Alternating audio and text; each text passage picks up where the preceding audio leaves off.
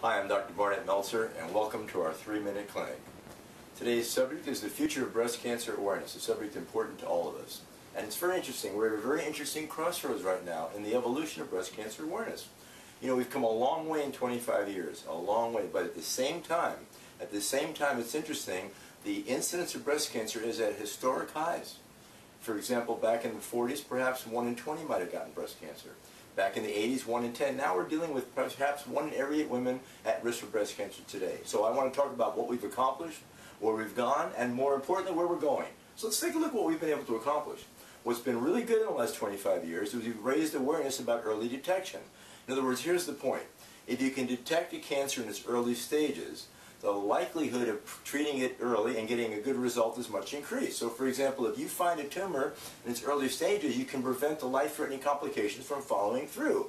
So early detection is a very important process, and thankfully through breast cancer awareness we have 2 ways of having early detection. The first is self-examination. Let me encourage every woman to do self-examination because 9 out of 10 breast lumps are discovered by the woman or her partner in the process of checking themselves. And number 2, you want to check yourself in every quadrant once a month, perhaps the first day of the month or the first day of your period. The second component of early detection is screening mammography. What happens is that on a mammogram, you can sometimes pick up a tumor long before it can be seen or felt. So therefore, let's look at what we've accomplished. We've raised awareness, we're looking for early detection, and through self-examination and mammography, we've been able to find cancer in the early stages. Now that's pretty much how we've come to now, but let's look where we're going. Now the future of breast cancer awareness, the future is prevention. You see, to prevent to begin with, think about it. The least complicated case of breast cancer isn't the one that's detected early.